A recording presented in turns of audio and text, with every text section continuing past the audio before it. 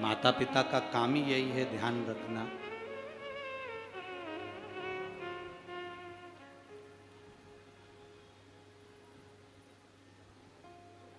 कि बेटे पुकारें और परमात्मा दौड़ कर आ जाए, ये माता पिता का कार्य है।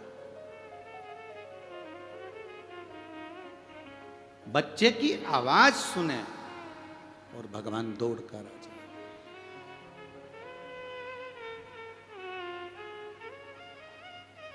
पुकारने का भी तरीका अलग होता है। एक बच्चा रो रहा है, मां काम कर रही है, वो भिन भिन कर रहा है और मां अपना काम कर रही है। मां अपने बर्तन छोड़कर नहीं आ रही, वो रो रहा है। मां अपनी रोटी छोड़कर नहीं आ रही, वो रो रहा है।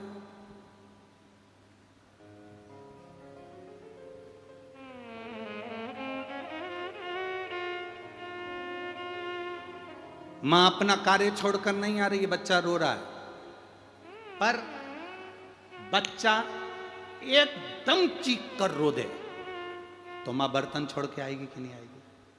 मां रोटी छोड़कर आएगी कि नहीं आएगी? तुरंत भाग कर आती। बस उसी तरह बच्चा थोड़ा थोड़ा गुनगुना रहा है तो मां नहीं आएगी, पर एकदम चीख कर रोया तो मां दौड़ी है। उसी तरह हमारी जिंदगी में अगर दुख आया और हमने एकदम उसको पुकारा तो वो भी दौड़ कर आ जाता है, तुरंत एकदम दौड़ कर पहुंच जाता है।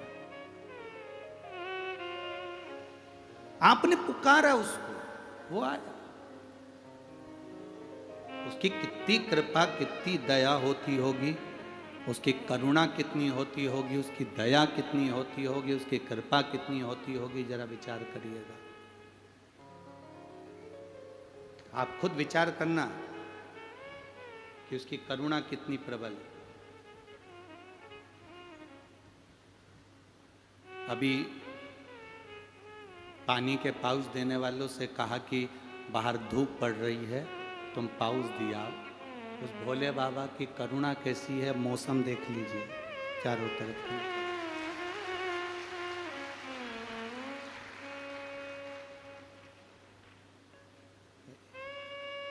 ये उसकी कृपा है, ये उसकी उदारता है। दिल से कहोगे तो वो दिल से सुनेगा। ये पानी का पाउच देने के लिए धूप वाले को जाए चाहे ना जाए, पर उसने छतरी उठाकर लगा दी है थोड़ी समय के लिए कि वो ये उसकी उदारता।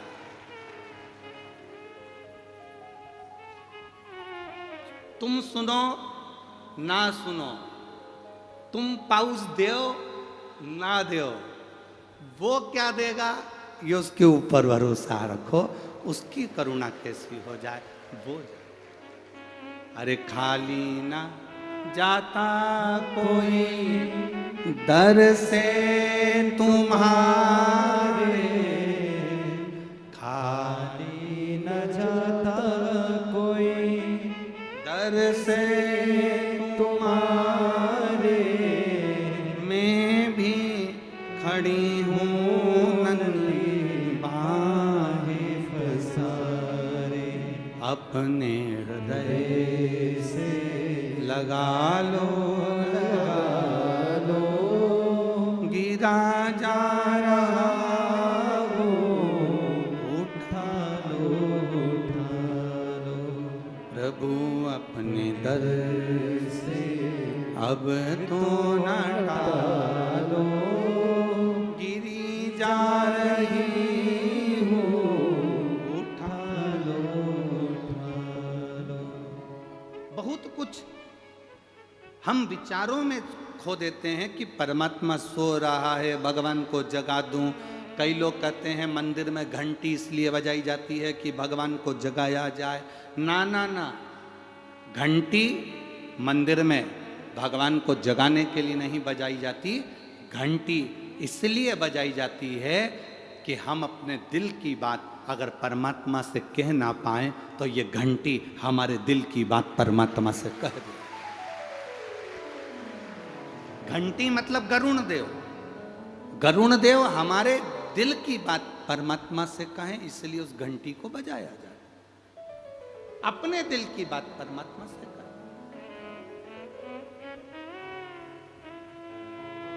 अपने मन की बात भगवान से कहें।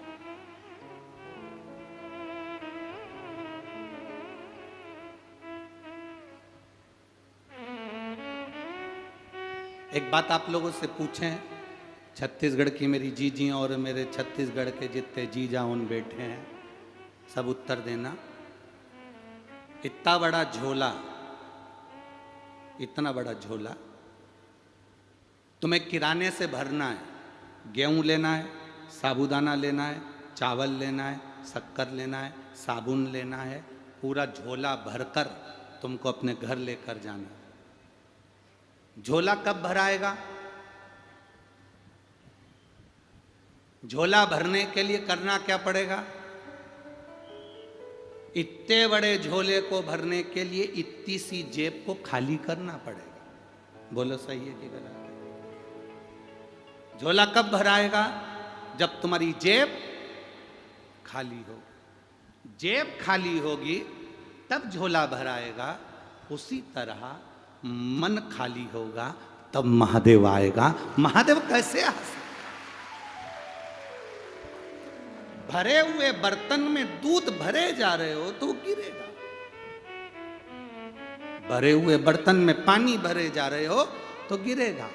इस मन में अगर अहंकार, काम, लोभ, आसक्ति, वासना, तृष्णा, पाप सब भरा हुआ है तो फिर परमात्मा कैसे आएगा? भरा हुआ बर्तन खाली करना पड़ेगा तब तो ना भराएगा। जब बर्तन खाली होगा तब उसमें कुछ डाला जाएगा। बर्तन पहले से भरा हुआ है तो वो खाली नहीं है तो उसमें क्या भरोगे? अंदर तो इतना मन भरा हुआ है, अंदर मन में इतना पाप भरा हुआ है, कपट भरा है, बेईमानी भरी है, ना जाने अहंकार भरा है, तृष्णा भरी, लोभ भरा, ना जाने निंदा भरी, लोगों की चुगली भरी, ना जाने कितने कितने गलत विचार भरे, कितने कितने गलत विचार हमारे भीतर भराते चले जाते हैं। कितने गलत। कोई आगे जाकर बैठ जाए तो हमारे भीतर अंदर गलत विचार आ जाते हैं। अपने आप को कितनी इतरा रही है, आगे जाके बैठ गई, गलत विचार, गलत सोच ना।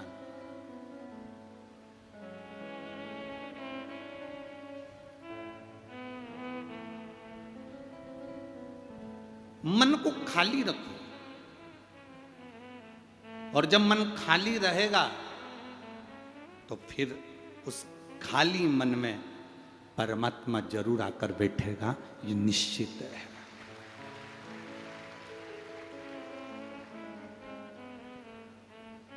परमात्मा आकर बैठेगा, ये निश्चित है। कभी तुम लोगों ने मट्टी के बर्तन बनते हुए देखे हैं? कोडिया में कुम्हार हैं? अरे बोलो तो जम के। कुम्हार को क्या कहते हैं?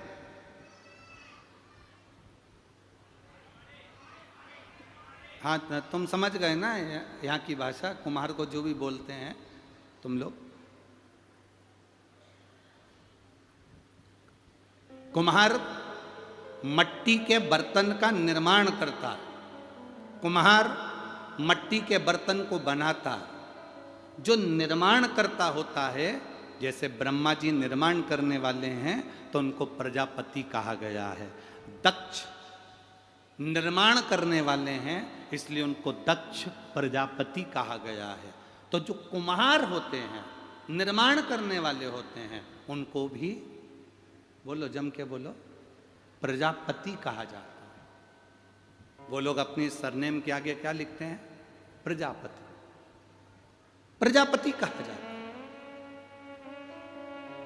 ये तो दुनिया के लोगों की दृष्टि है। जो लोग कह देते हैं कुम्हार हैं, ईंट बनाने वाले हैं, बर्तन बनाने वाले हैं, मट्टी के बर्तन बनाने वाले हैं, कोई उनको नीचा देखता, कोई उनको ऊंचा देखता।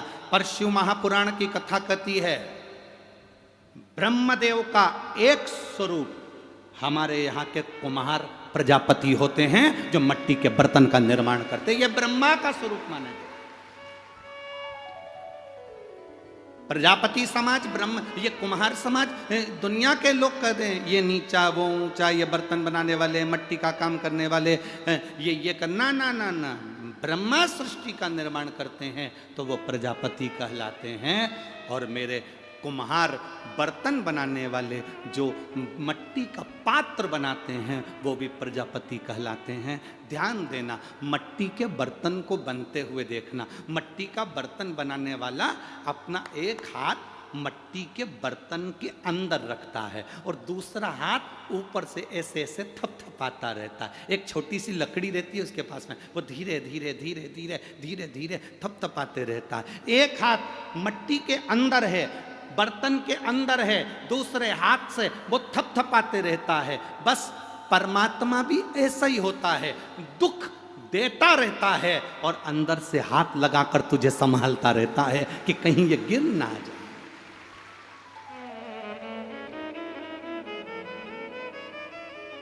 भगवान का काम क्या है? तुम्हारे कर्म के अनुसार दुख देना उसका काम है। तुमने जो कर्म करा है उसके अनुसार तुम्हें भोगना पड़ेगा। पूर्व में जो तुम कर्म कर कर आए हो वो तुम्हें भोगना पड़ेगा। जैसे कुम्हार, जैसे प्रजापति अपना हाथ अंदर बर्तन में लगाकर मिट्टी के बर्तन में डालकर ऊपर से थपथपाता है, अंदर से संभालता है। कहीं ज़्यादा चोट लगेगी तो बर्तन नीचे ना दब जाए तो हाथ अंदर से लगा कर रखता है। मेरा भगवान भी ऐसा ही है। उसे मालूम है इसने पूर्व में बेकार काम करा है, इसको दुख मिलेगा। दुख मिलेगा तो ये कहीं टूट ना जाए, दुख पड़ता जाता है, कहीं ये टूट ना जाए तो मेरा महादेव एक हाथ नीचे से लगा कर रखता है कि इसको गिरने नहीं दूंगा, चाहे कुछ भी हो इसको मैं संभाल कर, इसको गिरने नहीं दूंगा।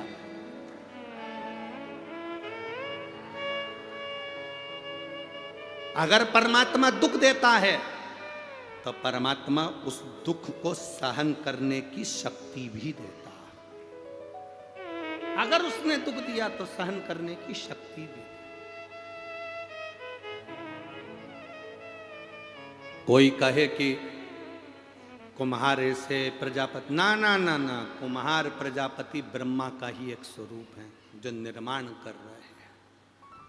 ये तो हमारी दृष्टि का भेद है जो हमने किसी को छोटा बना दिया, किसी को बड़ा बना दिया। कोई कहे ये ब्राह्मण है, कोई कहे ये क्षत्रिय है, कोई कहे ये वैश्य है, कोई कहे ये शूद्र है। ना ना, ये हमारी दृष्टि का भेद है। अगर सही मायने में देखा जाए तो ये ब्रह्मा का एक स्वरूप है, ब्रह्मा का।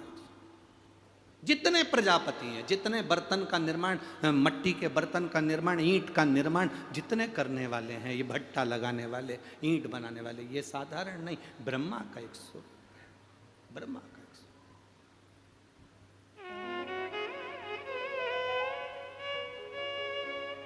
ये उसकी भक्ति है।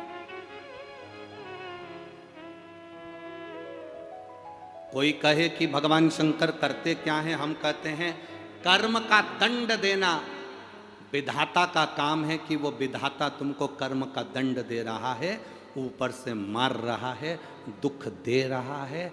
मेरे भोलेनाथ का काम है जैसे बर्तन के अंदर कुम्हार का हाथ रहता है, मिट्टी को गिरने नहीं देता, मटके को बनाकर रहता है, उसी तरह मेरा भोलेनाथ तुम्हारे अंदर से ऊपर वाला विधाता तुम्हें दुख देता है और मेरा भोलेनाथ जब तुम जल चढ़ाते हो तो तुम्हें संभाल लेता है कि ये गिर ना जाए, इसके जिंदगी में तकलीफ ना, कभी कष्ट ना।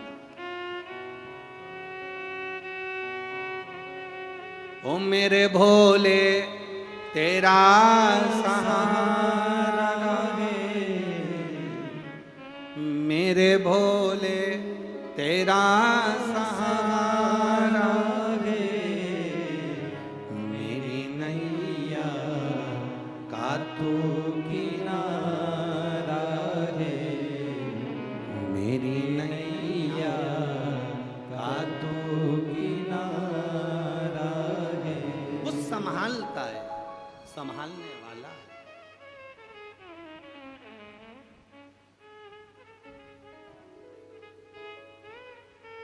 अगर वो ना हो तो कौन हो?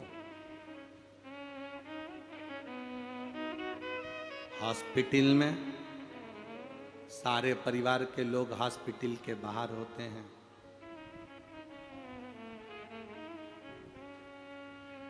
तुमने जिस महादेव को जल चढ़ाया है, शिव जी को बेलपत्र चढ़ाई है, जल चढ़ाया है, वो महादेव तुम्हारे आईसीयू में वेंटिलेटर के ऊपर तुम्हारे शरीर के पास मेरा शंकर एक रूप में विराजमान होता है। तुम्हें घबराने नहीं देता, तुम्हें टूटने नहीं देता, संभाल कर चलता, तुम्हें लेकर चलता। देवता और राक्षसों ने मिलकर जो मंथन करा, उस मंथन में सबसे पहले 5 गायें निकली। सुरभि, सुशीला, बहुला, सुभद्रा, नंदा, 5 गाय उस मंथन में जो निकली हैं। 5 गाय उस मंथन से जो प्राप्त हुई। अब उन 5 गायों को देखा तो उसमें जो सुरभि गाय थी, कामधेनु, जिसको कामधेनु भी कहा गया, सुरभि को, बड़ी सुंदर थी, बड़ी सुंदर।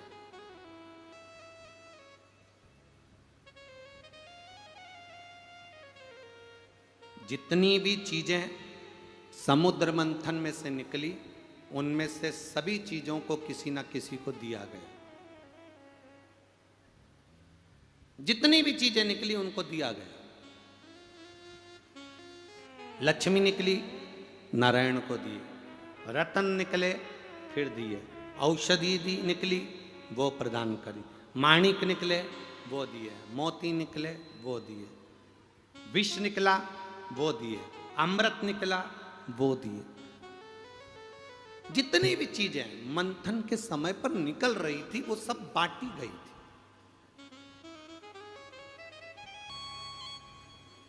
अब सुरभि गाय जब निकली, प्रकट हुई,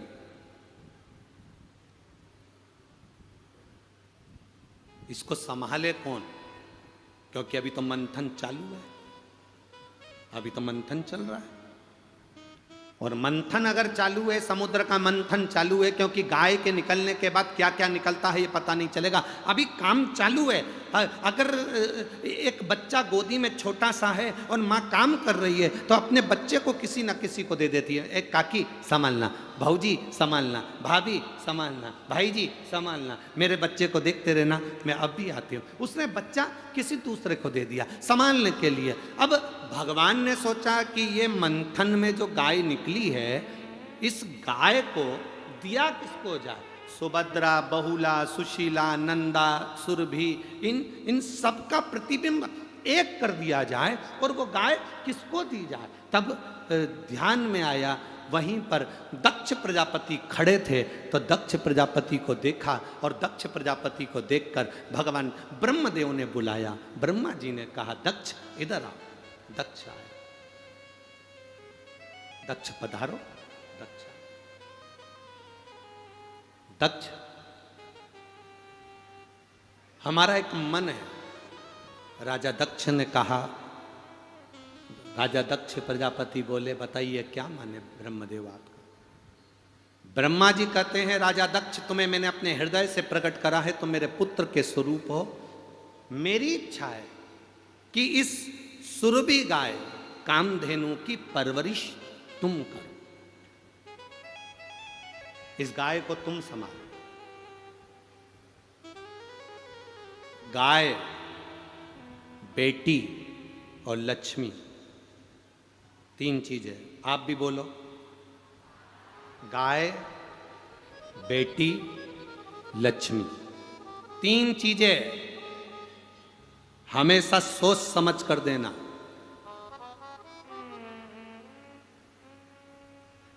तीन चीजें हमेशा सोच समझ कर देना। पहले नंबर पर है गौ माता।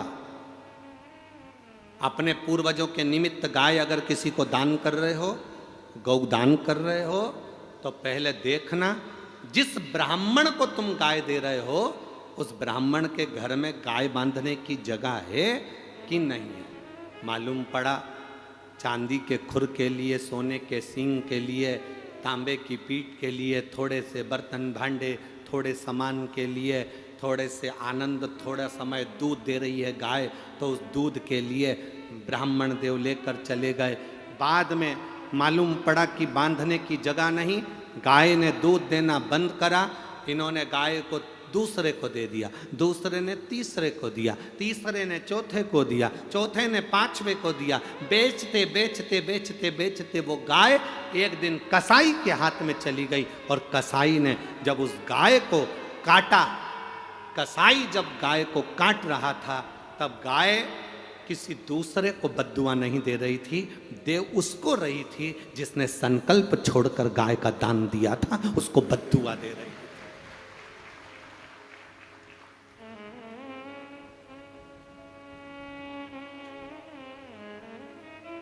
गाय 50 बार सोचना गोमाता को देने से पहले, गोमाता को देने से पहले 50 बार विचार करना कि गोमाता तुम्हारी सही जगह जा रही है कि नहीं जा रही है।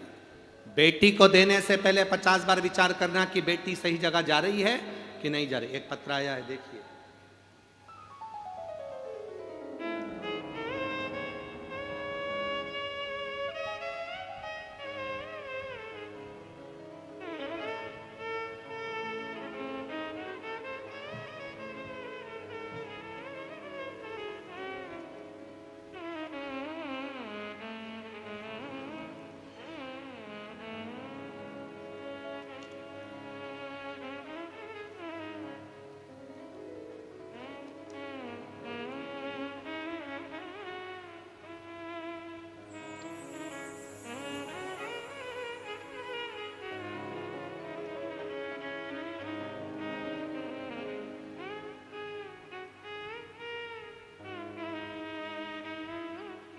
श्रीमती राधिका दसरू यादव, ग्राम ढाबा से हूँ, मायका भट गांव में है। कहीं बैठी हो तो हाथ हिला सकती हैं, अगर कहीं बैठी हो तो हाथ हिला सकती हैं। श्रीमती राधिका दसरू यादव, ग्राम ढाबा से हूँ, पर रहती हूँ मायका भट गांव में। कहीं बैठी हैं? हाथ हिलाओ बहन एक बार। हाँ ठीक है, दिख गए। पति देव आए साथ में, वो भी हाथ हिलाएं। श्री शिवाय नमस्तुभ्यं। गुरुदेव, मेरे माता पिता ने मेरी शादी कर दी, 13 साल शादी को हो गए। मेरे पति गलत संगति में पड़ गए थे, मदिरा पान करते और बहुत गलत जगह उनका जाना आना प्रारंभ हो गया। गुरुदेव, क्या करूं? 13 साल शादी के निकाले, दुख में निकले। फिर किसी ने कह दिया कि तुम सब काम छोड़ दो, टीवी पर कथा आती है, कभी 2 बजे आती है, कभी 1 बजे आती है, तुम उस कथा को सुना करो। सियोर वाला महाराज कथा कहता है शिव महापुराण की, आप उसे सुनो। मैंने कथा सुनना प्रारंभ करी। मेरे पति की भी कानों में उस टीवी की आवाज़ गई। मेरे पति ने भी थोड़ी बहुत कथा श्रवण करी। 13 साल से नशे में रहते थे, मदिरा का नशा करना, गलत कार्य करना, गलत लोगों में बैठना उठना चलता था। गुरुदेव, मेरे बाबा की कृपा क्या होती है, आपके मुख से सुनकर 1 लोटा जल मंदिर में चढ़ाना प्रारंभ करा, उसका जल लाकर मेरे पति को दे देती थी आचमन करने के लिए। बाबा की कृपा का क्या गुणगान करूं गुरुदेव। खूब रोती, मंदिर में झाड़ू पोछा लगाती कि मेरे पति की मदिरा छुड़ा दो, गलत काम छुड़ा दो। 13 साल हो गए शादी को, पर उनकी दारू नहीं छूट रही, आप छुड़ाओ बाबा। झाड़ू पोछा करती, मंदिर का श्रृंगार करती, बाबा से निवेदन करती, और बाबा की ऐसी कृपा हुई गुरुदेव, आस्था चैनल पर आसन लगाकर कथा श्रवण करती। शिव की कृपा से मेरे पति ने 2021 में आपकी कथा श्रवण करते करते सावन के महीने से मदिरा को छोड़ दिया कि आज के बाद कभी नहीं पीऊंगा। गलत संगति को छोड़ दिया। बाबा, आज मेरे पति धन्य हैं। मेरे पति को मैं नमन करती हूँ, प्रणाम करती हूँ, जिन्होंने शंकर के मंदिर में जाना चालू करा और मुझे आज कथा सुनाने के लिए हम दोनों पति पत्नी 2023 में 21 में दारू छोड़ी और 2023 में बाबा की कथा श्रवण करने के लिए यहाँ आए हैं। मैं अपने पति के चरणों को भी नमन करती हूँ, जिन्होंने अपने घर को संभाल लिया और 13 साल बाद मेरे बाबा की ऐसी कृपा हुई कि हम दोनों पति पत्नी जोड़े से 7 दिन के लिए कथा सुनने के लिए यहाँ कौड़िया गांव में आए हैं। ये शिव तत्व है। दोनों हाथ हिला दो एक बार। हर हर महादेव। बधाई आपको, बहुत बहुत साधुवाद जो आप मदिरा के नशे को दूर कर अपने परिवार के साथ में यहाँ शिव कथा सुन रहे हैं। बैठिए। श्री शिवाय नमस्ते। पहले तो जी मैं आपको धन्यवाद देता हूँ और आपके पति को भी धन्यवाद देता हूँ कि उन्होंने इस पत्र को लिखने में शर्म नहीं करी, संकोच नहीं करा और बाबा ने जो कृपा करी, आप दोनों ने पति पत्नी ने इस पत्र के माध्यम से लिखा, आपको धन्यवाद। और कहीं के होते तो पति मना कर देता कि तू मेरी इज्जत खराब कर रही है, क्यों लिख रही है। कहीं का होता तो ये सोचता, पर मेरे बाबा के दरबार में, मेरे शंकर के द्वार पर आप दोनों ने अपने दिल की बात लिखी, इसलिए दोनों पर बाबा की बड़ी कृपा बनी रहे, यही बाबा से प्रार्थना। शिव तत्व है, शंभु है।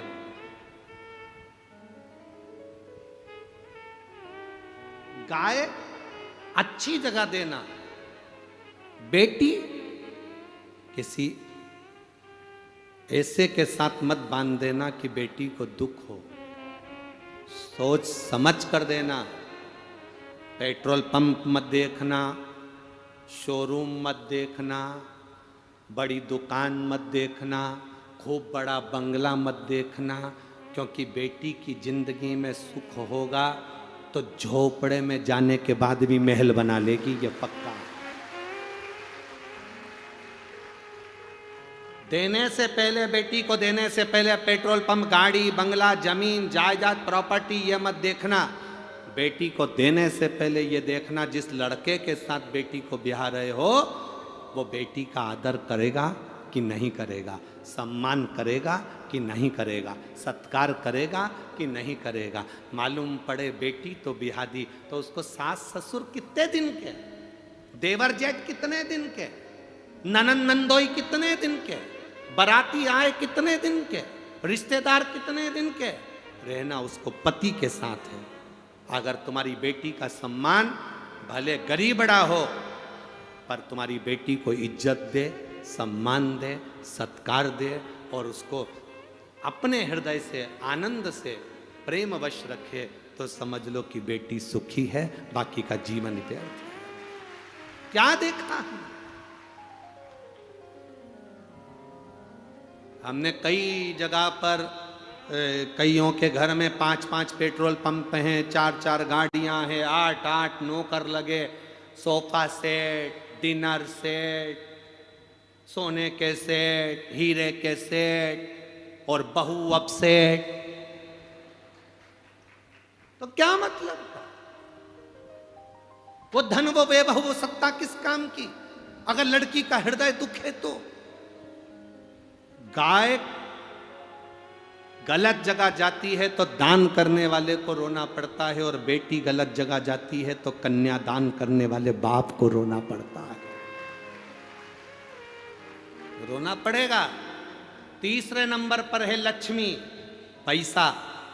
किसी एरे गेरे नत्थु खेरे के हाथ में, ऐसे के हाथ में, कभी ऐसे के कटोरे में पैसा मत दे देना कि वो शाम को मदिरा की दुकान में तुम्हारे पैसे से मदिरा पी रहा हो, दारू का नशा कर रहा हो, जुआ खेल रहा हो, मांसाहार कर रहा हो, मदिरा पान कर रहा हो। ऐसे के कटोरे में कभी पैसा मत देना। ऐसे को तुम्हारा धन कभी मत देना कि वो तुम्हारे धन का सदुपयोग ना करे। भगवान की भक्ति में, भगवान के भजन में या भोजन में तुम्हारे पैसे को ना लगाकर खुद के व्यसन में, खुद की प्रसन्नता में, खुद के सुख में खर्च करे। ऐसी जगह धन मत देना। धन ऐसे को देना जहां तुम्हारी सही जगह पर लग सके, सही जगह पहुंच सके। उस धन की कीमत को समझो।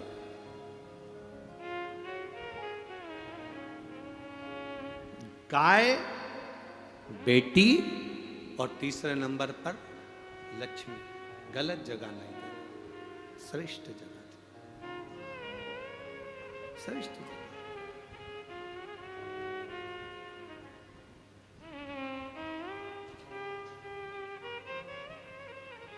पहले देखो, कोई भूखा है,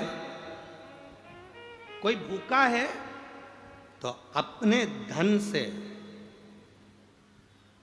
पहले उस भूखे के भोजन कराने का प्रयास करो। धन को सही जगह लगाओ, सही स्थान। और हम तो आप लोगों से भी कहेंगे, आप लोग अगर 1 रुपया भी दान करते हो, जितने लोग आस्था चैनल पर कथा सुन रहे हैं, फेसबुक यूट्यूब पर सुन रहे हैं, और जितने लोग आप यहाँ कथा सुन रहे हो, तुमने जो धन दान किया है, जिंदगी में एक बार सीहोर कुबेरेश्वर धाम आकर जरूर देखना कि सही जगह लग रहा है कि नहीं लग रहा। अपने धन का सदुपयोग हो रहा है, नहीं हो रहा। गौ माता ठाठ से रह रही कि नहीं रह रही, पंखे लगे कि नहीं लगे, गौ माता का स्नान हो रहा कि नहीं हो रहा, गौ माता चारा हरा खा रही कि नहीं खा रही। लोगों के भंडारे के लिए तुमने दान दिया तो लोग 20-20, 25-25 हजार आदमी रोज भोजन कर रहा है कि नहीं कर रहा, आकर जरूर देखना। अभी तो निर्माण कार्य चालू है, फिर भी बाबा की कृपा है, आने वाले समय में तो कुबेरेश्वर धाम पर मशीनों द्वारा भोजन बनना प्रारंभ हो जाएगा।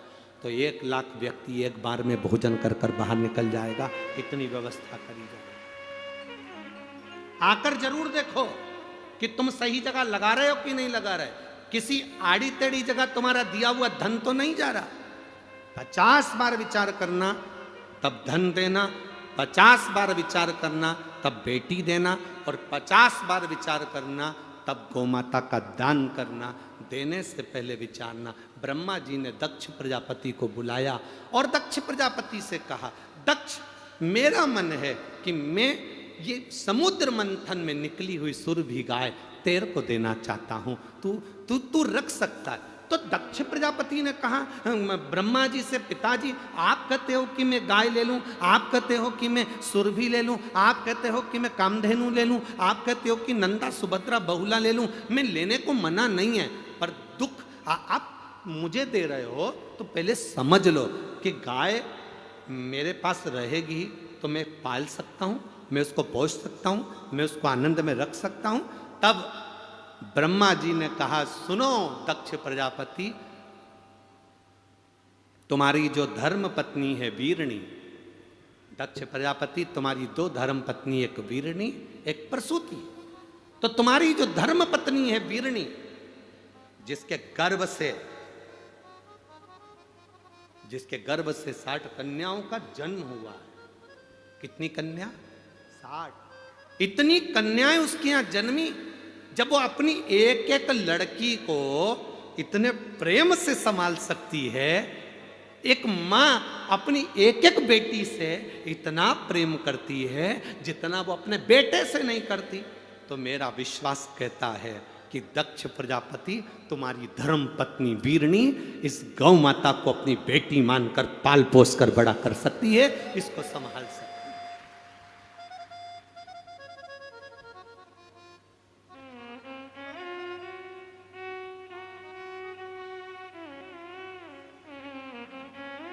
एक बात हमने कह दी थी पहले कथा में, तो उसका लोगों को बहुत बुरा लगा था।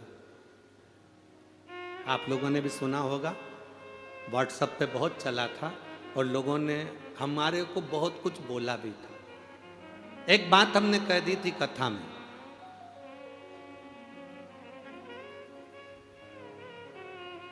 आज फिर बोलेंगे तो लोग फिर चालू हो जाएंगे, पर हमारी भी आदत है, बोले बिगड़ रहते नहीं है। जो बात पहले कही थी आज फिर कह रहा है। जैसे दक्ष प्रजापति की पत्नी वीरणी 60 कन्याओं को हृदय से लगाकर पालती है, पोसती है, तो दक्ष प्रजापति के घर में ब्रह्मा जी गाय देने को तैयार हो गए कि ये इतनी बेटी को पाल रही है तो मेरी भी एक बेटी गोमाता को पाल लेगी। हमने एक बात पहले कह दी थी कि आपकी बेटी का विवाह ऐसे घर में करना जिस घर में पहले से बहन बेटियां हों, तो बेटी देना जिससे उस मां को मालूम पड़े कि बेटी का दर्द क्या होता है। इस बात का बहुत विरोध हुआ था।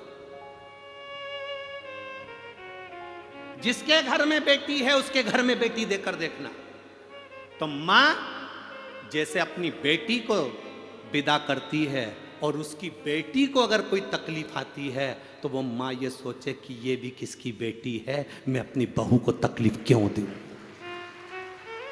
इस बात का लोगों को बहुत बुरा लगा था। लोगों ने बहुत अपशब्द लिखा था, गुरुजी जिनके यहाँ पर बेटी नहीं हो तो उनके यहाँ कोई बेटी नहीं थे। हमारा निवेदन है जिस घर में पहले से बेटियां हो, अभी नवरात्रे आने वाले हैं, अभी आएंगे, श्राद्ध पूरा होगा, लोग देवी जी को पूजेंगे, जय अम्बे गौरी, और भोजन करने बुलाओ दूसरों की छोरी, जय अम्बे गौरी, और घर में हो जाए छोरी तो 24 घंटा रोरी, जय अम्बे गौरी, और भोजन करने बुलाओ दूसरे की छोरी। अब विचार करो जरा, नवरात्रे आएंगे, कन्याओं को ढूंढा जाएगा, कन्याओं को ढूंढ रहे हैं, देवी जी आ रही है, देवी जी आ रही है, तिलक लगाएंगे, उनको खाना खिलाएंगे, खीर पूरी खिलाएंगे और उनको तिलक करके चुंदड़ी ओढ़ाएंगे, पैसा देंगे। और कन्या तुम्हारे घर में पैदा हो जाए तो मुंह उतार कर बैठ जाते हो। जरा विचार करना, नवरात्रे में कन्या को भोजन कराने से पहले संकल्प लेना कि मेरे घर में भी एक बेटी होना जरूरी है। नवरात्रे में कन्या पूजन करने से पहले संकल्प लेना, हे देवी मैया हमारे घर में भी एक बेटी जरूर देना, एक बेटी का जन्म हमारे घर में जरूर देना। तो यह कथा क्या गलत कह रही है? अब तुम्हें कोई गलत बात लगी क्या इसमें? फिर भी लोगों ने कह दिया जिनके यहाँ बेटी नहीं हो तो उनके लड़का लड़की ना देवे। निवेदन, जिसके घर में बेटी होती है उसके घर में अगर कोई माता पिता अपनी बेटी की शादी करते हैं, जब उसकी बेटी विदा होती है तब माँ को मालूम पड़ता है कि बेटी का दर्द क्या होता है। जब तुमसे कोई दहेज मांगेगा तब मालूम पड़ेगा कि दहेज देना कैसा होता है। सामने वाले से तो कह दिया 50 बाराती आएंगे, अच्छे से खिलाना, डिनर सेट देना, ये सेट देना, वो सेट देना। जब तुमसे कोई मांगेगा तब मालूम पड़ेगा कि बेटी का देने का दर्द क्या होता है। जब तुम किसी की बेटी को, अगर थोड़ा सा तुम्हारी बेटी को दुख होगा तो तुम्हारे घर में जो बेटी है, बहू है, तुम जान पाओगी कि मेरी घर में भी किसी की बेटी रहती है। अगर मैं अपनी बेटी को सुखी देखना चाहती हूँ तो पहले मैं अपने घर की बहू को सुखी रखूंगी, तब मेरी बेटी सुखी रहेगी। हम सुधरेंगे, बोलो जम के बोलो रे जरा, हम सुधरेंगे। इतने धीरे बोलोगे तो कभी नहीं सुधरेगा, जरा दम से तो बोलो, हम सुधरेंगे, युग सुधरेगा। हम बदलेंगे, कब सुधरोगे? बस फिर तो युग सुधरा है, अपने को क्या टेंशन। हम सुधरें बस। हम हमारे घर में एक नियम बना लें कि मैं अपनी बहू को अच्छे से रखूंगी, तो ये मेरा विश्वास कहता है मेरी बेटी कहीं पर भी रहे उसकी सास अच्छे से रखेगी, ये पक्का। उसकी सास भी अच्छे से रखेगी। एक माता पिता से पूछो कि बेटी का दर्द क्या होता है। कोख में पाल पोस कर बड़ा करा और वो बेटी ब्याह करने के बाद अगर दुखी हो जाए तो माँ बाप से पूछना कि उसका दिल कितना रोता है।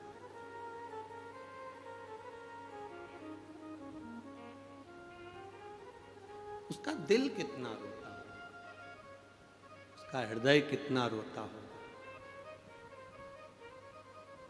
उसका मन कितना रोता होगा। विचार करना जरा।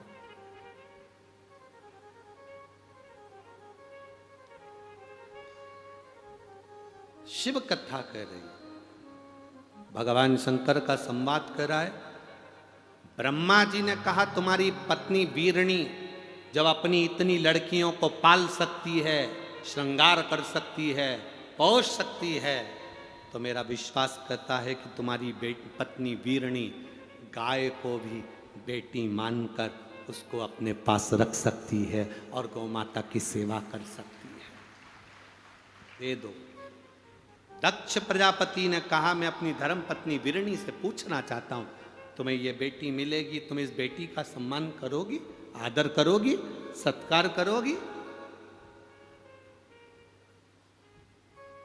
तुम्हें सुरभि कामधेनु गाय मिल रही है, तुम इस बेटी का आदर करोगी? वीरणी को बुलाया गया और वीरणी ने आते से ही जब गौ माता को देखा, सुरभि को देखा, कामधेनु को देखा, इतनी सुंदर सुरभि गाय, इतनी सुंदर कामधेनु। अब सुरभि कामधेनु थी, सुरभि का एक भाव था कि वो अपने स्त्री स्वरूप में आ जाती थी।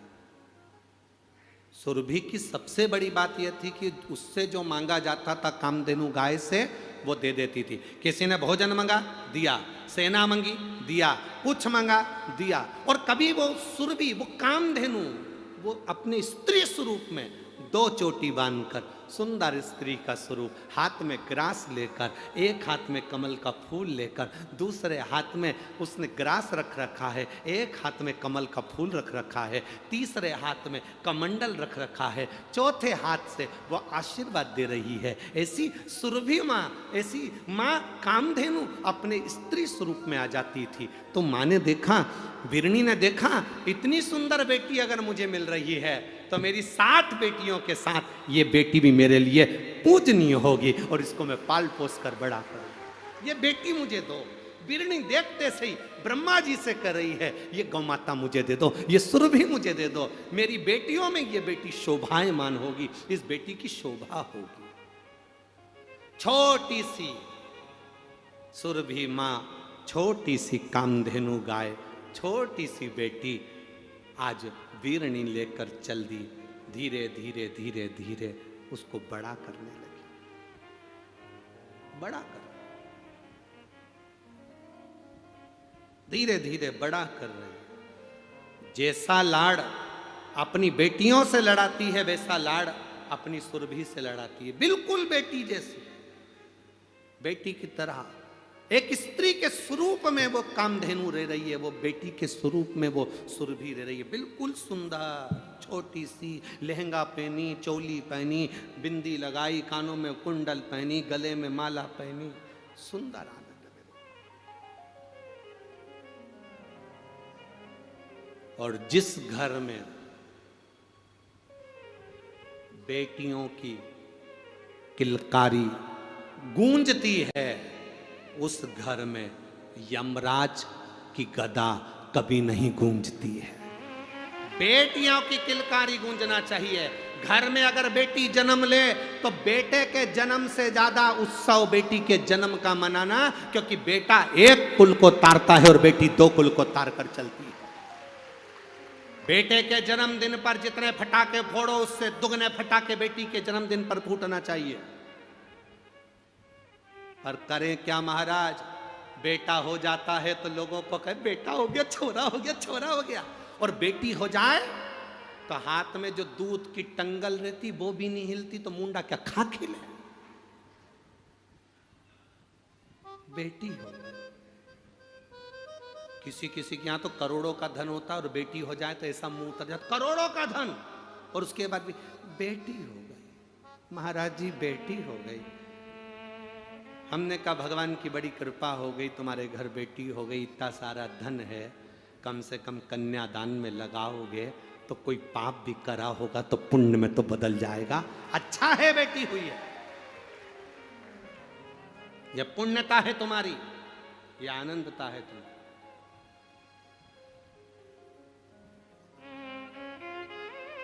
सुरभि, अब सुरभि के माता पिता कौन है?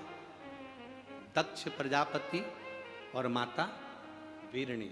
ये कामधेनु सुरभि के माता पिता पाल पोस कर बड़ा कर रहे थे। एक दिन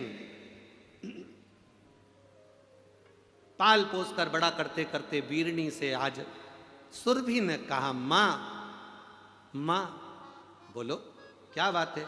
सुरभि कहती है, मां मुझे भगवान नारायण स्वर्ग में बुला रहे हैं, क्या मैं जा सकती?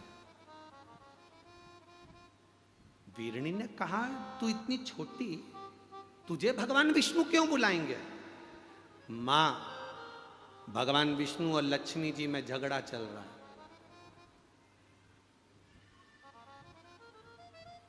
क्या झगड़ा चल रहा है? लक्ष्मी जी कह रही हैं मैं सर्वश्रेष्ठ हूं, नारायण कह रहे हैं तू सर्वश्रेष्ठ नहीं। अब दोनों में झगड़ा चल रहा है। तो भगवान विष्णु ने मुझे बुलाया है। क्यों बुलाया है? लक्ष्मी को बहुत अहंकार आ गया है माँ, उसके अहंकार को कम करने के लिए नारायण मुझे बुला रहे हैं। तू जाकर क्या करेगी बेटी? सुरभि कहती है माँ, कामधेनु कहती है माँ, मुझे जाना पड़ेगा क्योंकि नारायण बुला रहे हैं। माँ वीरणी ने कहा ठीक है जा, और वीरणी अपनी बेटी सुरभि को, कामधेनु को स्वर्ग भेज दी। जैसे स्वर्ग में कामधेनु गई, भगवान नारायण ने कहा कामधेनु, वीरणी हमें तीर्थ करने जाना है। अगर हम इस नारायण के स्वरूप में तीर्थ करने जाएंगे तो लोग हमें देखकर पूजने लग जाएंगे, इसलिए हम तुम्हारे शरीर में बैठकर तीर्थ करेंगे। 33 कोटि देवताओं को माता सुरभि ने अपने शरीर में बिठा लिया। भगवान नारायण तीर्थ करने ले गए। 8 दिन तक नारायण स्वर्ग नहीं आते। 10 दिन निकल जाते, भगवान नारायण स्वर्ग नहीं आते। तो लक्ष्मी जी को टेंशन बढ़ा कि मेरा पति आखिर जाता कहाँ है, भगवान विष्णु आखिर जाते कहाँ हैं। लक्ष्मी जी को टेंशन बढ़ा, लक्ष्मी जी को चिंता बढ़ी कि नारायण कहाँ गए, नारायण पहुंचे कहाँ हैं। अब तो सारे देवता गौ माता के अंदर बैठते तीर्थ करने चले जाते।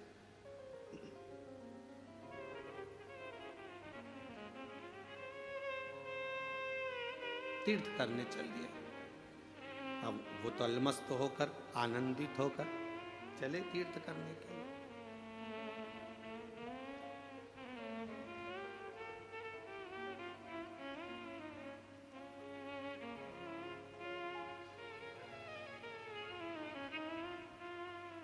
और तीर्थ करने जाते, सारे देवता घूमने में लग जाते।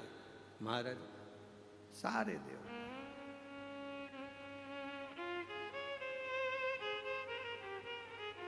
और चूके ना, हाँ जी चूके ना, ओ जी चूके ना, हाँ जी चूके ना, ओ जी चूके ना कोई तेरा काम रे, भजले गौरापति। ओ चूके ना कोई तेरा काम रे, भजले गौरापति को। ओ चूके ना कोई तेरा काम रे, भजले गौरापति को।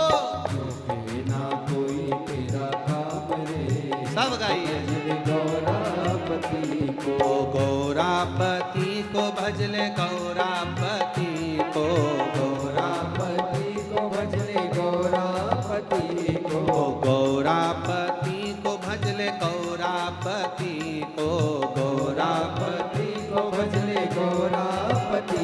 अरे चूके ना, ओ जी चूके ना, हाँ जी चूके ना, ओ जी चूके ना, ओ जी चूके ना कोई तेरा काम रे, भजले गौरापति को।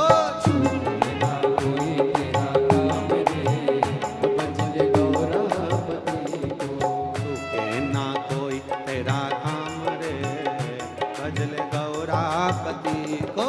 चूके ना कोई तेरा काम रे, भजले गौरापति को।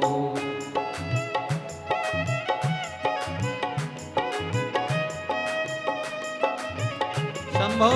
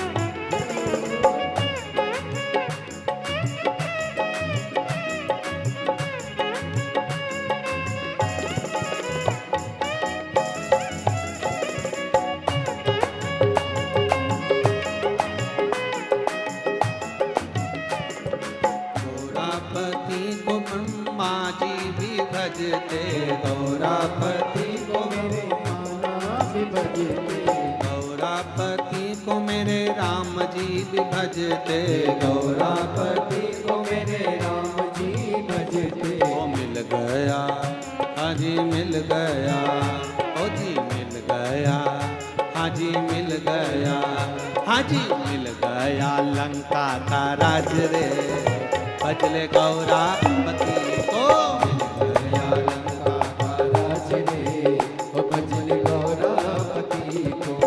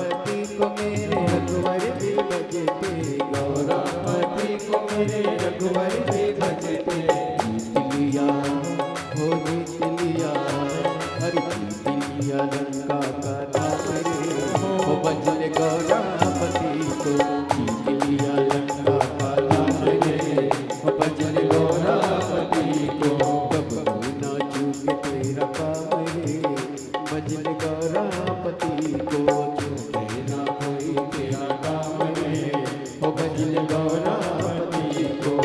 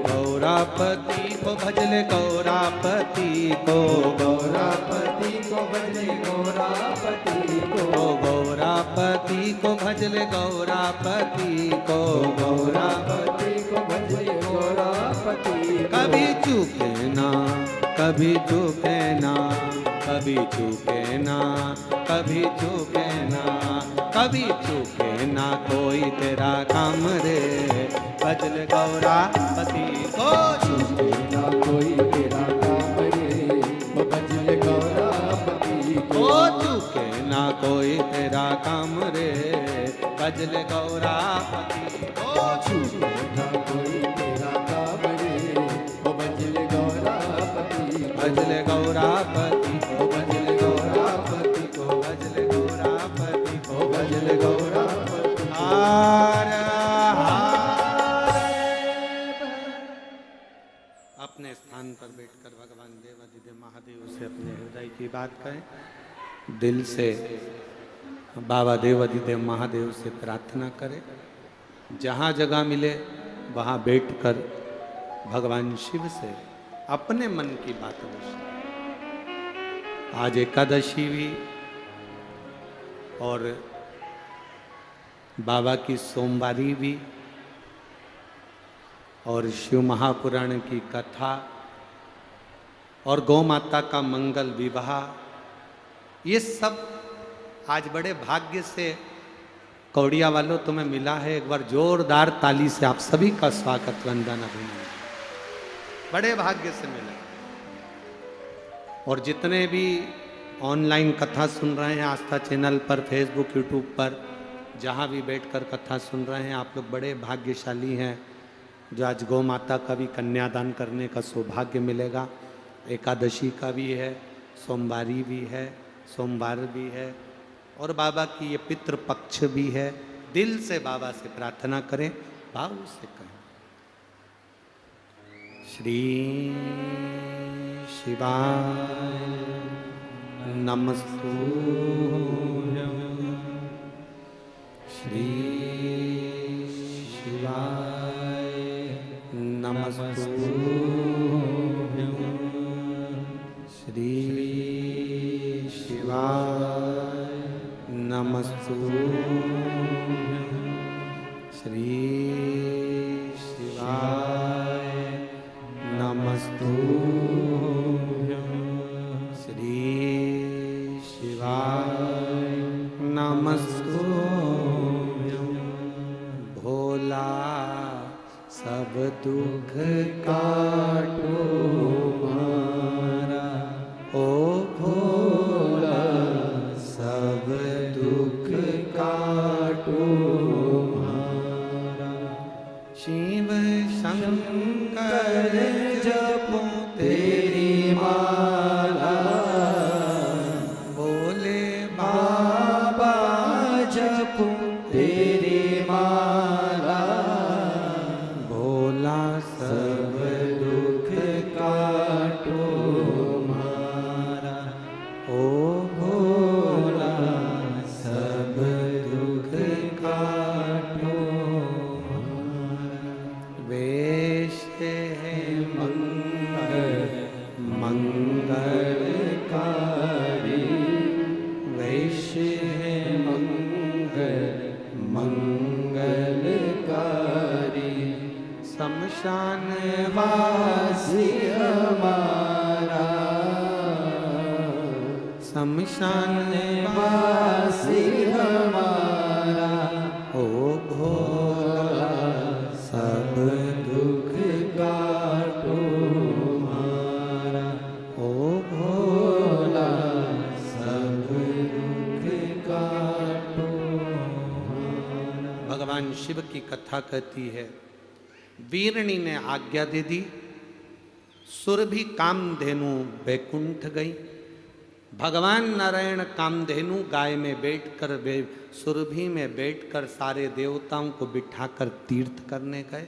लक्ष्मी जी को चिंता लग गई कि मेरे पति आखिर जाते कहाँ। एक दिन नारायण आए तो लक्ष्मी जी ने पूछ लिया, प्रभु बहुत दिनों में आते हो, आप कहाँ रहते हो? भगवान नारायण ने कहा, गौ माता में बैठकर हम तीर्थ करने के लिए जाते हैं। कौन कौन जाता है? भगवान विष्णु ने कहा कि सारे 33 कोटि देवी देवता, सरस्वती हो, पार्वती हो, शंकर जी हो, इंद्र देव, वरुण देव, गरुण देव, षडानंद, गणेश, रिद्धि, सिद्धि, सब। तो इतने में लक्ष्मी जी बोली,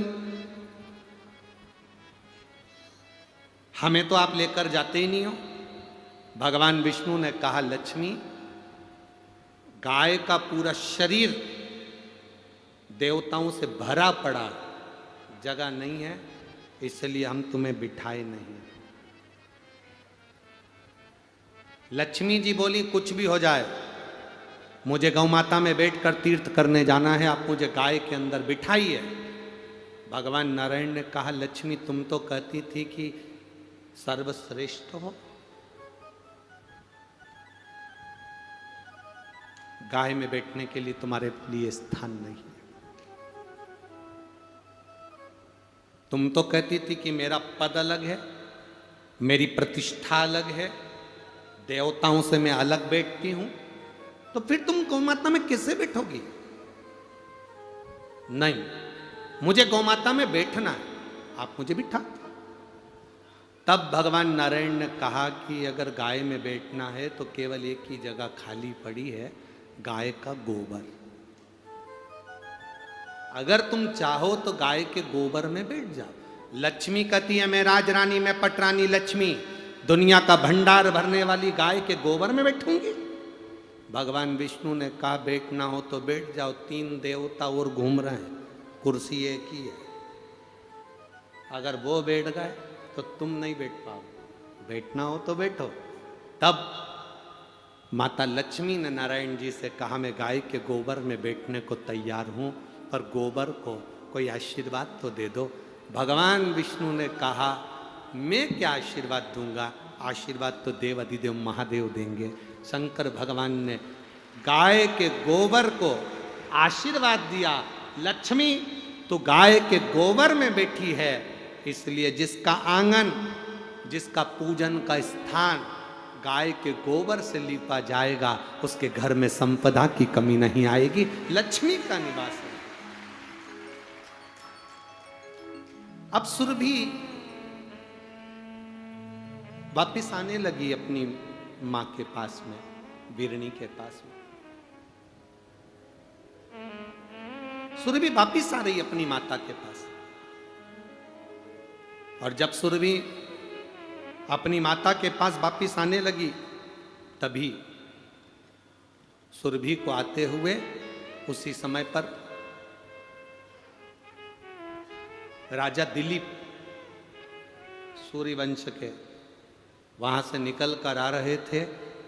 राज्य को जीत कर राजा दिलीप निकल कर आ रहे थे, और उन्होंने सुरभि गाय को, कामधेनु को देख कर भी प्रणाम नहीं किया। उन्होंने सुरभि गाय को, कामधेनु को देखकर प्रणाम नहीं किया।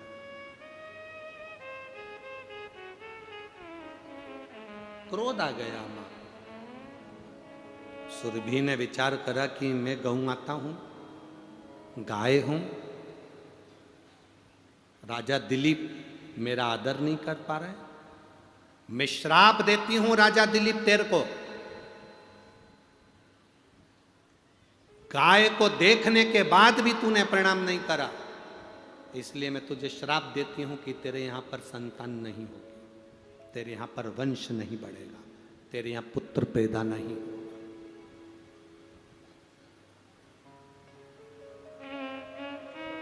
तेरे घर में औलाद नहीं होने वाली।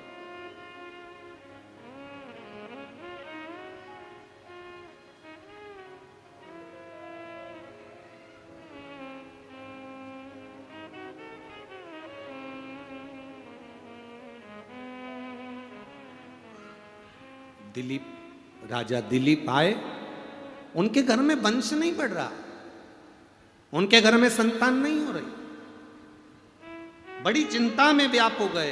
राजा दिलीप बड़ी चिंता लगी, बड़ा टेंशन। तब अपने गुरुजी के पास में गए और गुरुजी के पास में जाकर निवेदन करा, डिले कम करो। अपने गुरुजी के पास जाकर निवेदन किया, अपने गुरुजी के पास जाकर कहा, गुरुवर, गुरुदेव, मेरे घर में संतान का सुख नहीं है, संतान कैसे होगी मेरे यहाँ औलाद का सुख नहीं, संतान का सुख नहीं, आप कृपा करिए।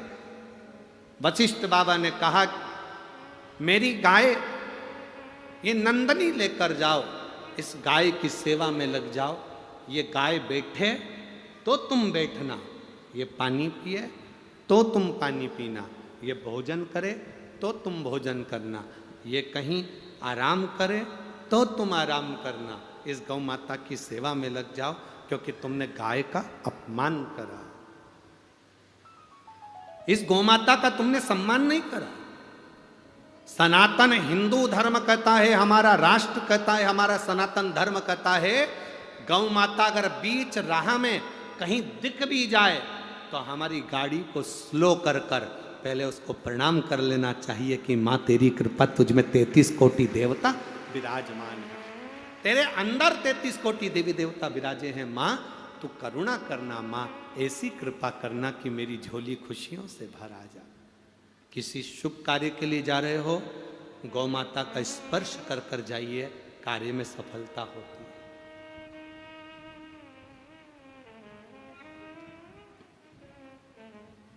जिस राष्ट्र में, जिस प्रदेश में, जिस गांव में, जिस नगर में, जिस क्षेत्र में गाय काटी जाती है, उस क्षेत्र का, उस नगर का कभी विकास नहीं हो सकता। वहां के लोग रहने के बाद भी चाहे कितना ही पुण्य कर ले, अंत में उनको भोगना ही पड़ता है। प्रयास करो अपने प्रदेश में, अपने देश में, अपने क्षेत्र में, अपने गांव में, अपने नगर में कहीं गौ माता की हत्या ना हो। घर के बाहर हम भोजन अगर पटक भी दे तो पॉलीथीन में ना पटके।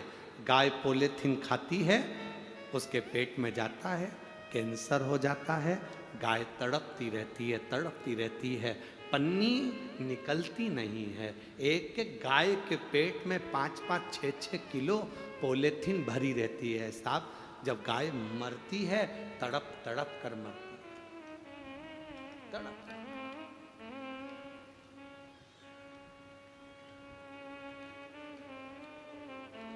बहुत सावधानी की जरूरत है मेरी माताओं।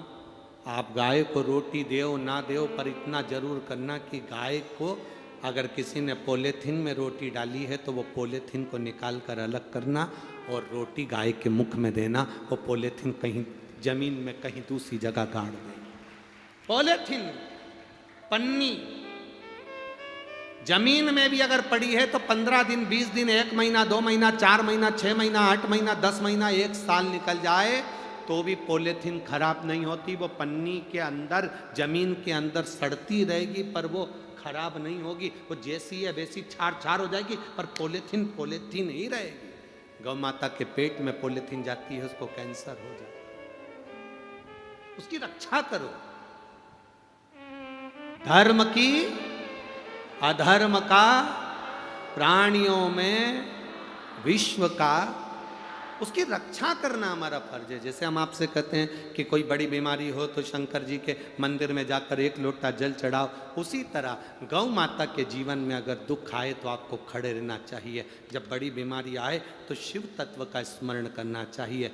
गौ माता के जीवन में अगर दुख आए तो आपको वो पन्नी अलग करना चाहिए। सुख एक पत्र आया है,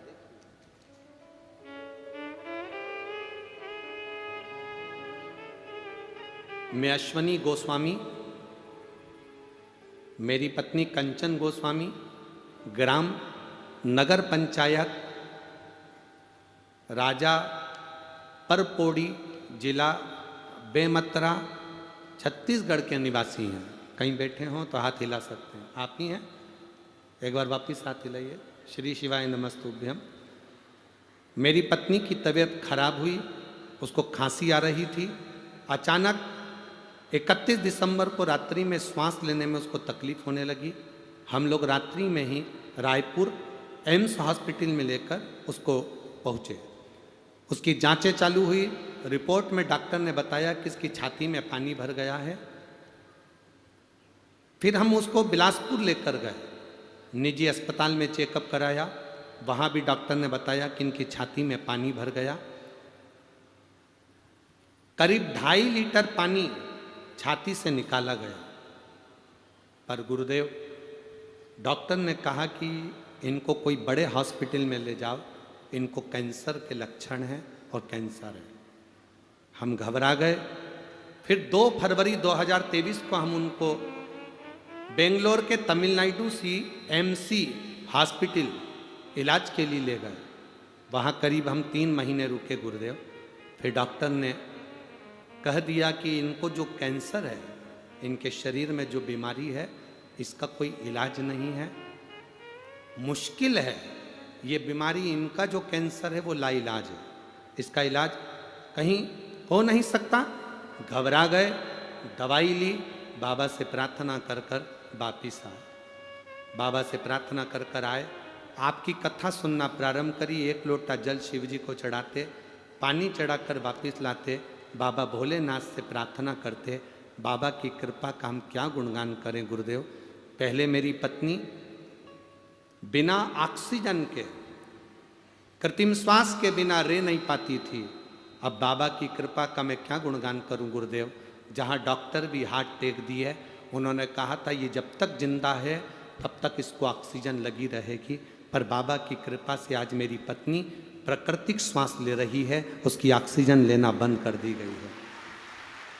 गुरुदेव 16 जुलाई 2023 को 4 महीने के बाद में वापिस रूटीन चेकअप कराने के लिए हम पहुंचे तो डॉक्टर भी देखकर आश्चर्य में पड़ गया कि इनका कैंसर ठीक कैसे हो गया। ये बाबा की कृपा है। एक बार दोनों हाथ हिला दो। बहुत बहुत साधुवाद। श्री शिवाय नमस्तुभ्यम। शिव तत्व की प्राप्ति इसी को कर।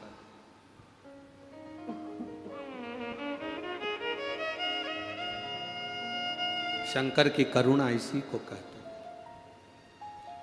तेरी कृपा बिना ना हिले एक भी अणु, लेते हैं श्वास तेरी कृपा से तनु तनु।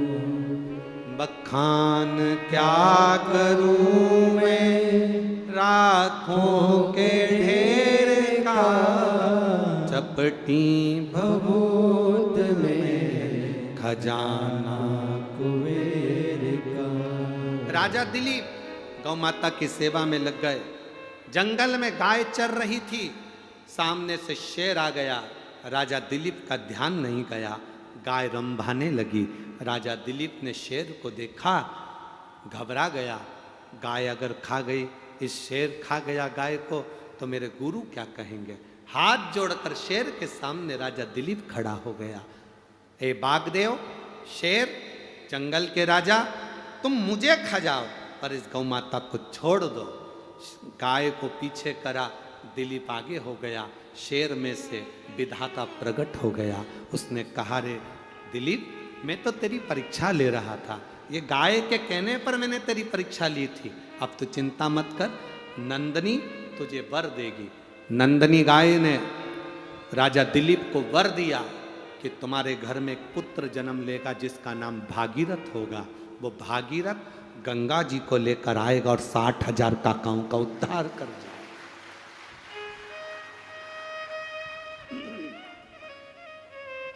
गौ माता की कृपा से भागीरथ जैसा पुत्र हुआ। गाय सुरभि मां, कामधेनु मां आई। बैकुंठ से वापिस सुरभि मां आ गई। कामधेनु बैकुंठ से वापिस आ गई, अपनी माता बिरणी के साथ में रहने लगी। कभी कन्या के रूप में रहती है, कभी गौ माता के रूप में रहती है, कभी सुंदर स्त्री के रूप में रहती है, कभी गौ माता के रूप में रहती है, कभी पूरा शरीर गाय का बना लेती है, मुख स्त्री का बना लेती है। आप लोगों ने ऐसा फोटो देखा है गाय का? कभी गौ माता का कभी ऐसा फोटो देखा है? शरीर पूरा गाय का और मुख स्त्री का। कभी पूरा शरीर गौ का बना लेती है और मुख स्त्री का बना लेती है। ऐसा सुंदर रूप धरकर सुरभि कामधेनु भ्रमण करती है। भ्रमण कर समय आया, घूमते घूमते एक दिन जब कामधेनु सुरभि जब बड़ी हो गई, और कामधेनु सुरभि जब बड़ी होती है, कामधेनु सुरभि जब बड़ी हुई तब अपनी माता से आज्ञा पाकर अपनी बहनों के साथ में भ्रमण करने के लिए मृत्यु लोक में घूमने के लिए चली। घूमने के लिए चली।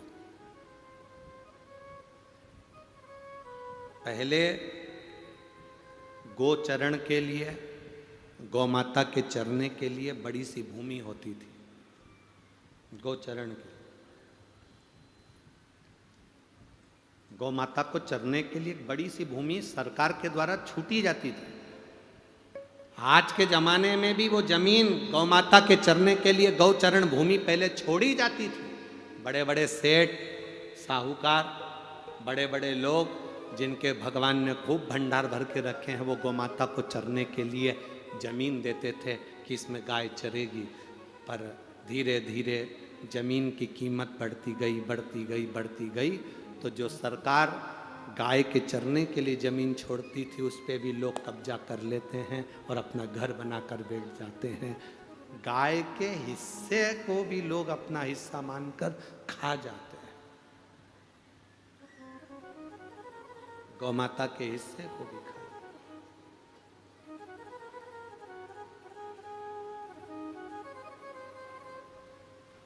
अभी आशीष आपको बोल रहा था, आपने सुना होगा, आशीष कथा के पहले बोल रहा था, तुम अन्नदान में अगर पैसा दान कर रहे हो ऑनलाइन तो उसमें लिख के भेजो व्हाट्सएप पे कि हमने अन्नदान में किया। तुम मंदिर निर्माण में दान कर रहे हो तो मंदिर निर्माण का लिखकर भेजो कि मंदिर निर्माण में दिया। तुम गाय के कन्यादान में अगर दान कर रहे हो कि आज एकादशी है, गौ माता का विवाह हो रहा है तो उसके दान में कन्यादान में देना है, तो वो लिखकर भेजो कि कन्यादान में दिया। कम से कम तुमने जो कन्यादान में दिया, हम उसको उठाकर जो नई गौशाला का निर्माण हो रहा है उस गौशाला में तुम्हारी तरफ से लगा दें, जिससे लगे कि कन्यादान आया था तो यहाँ लगा। गौ माता के चारे के लिए दिया है तो चारा लिखकर भेजो कि हमने चारे के दिया, जिससे चारा खा सके।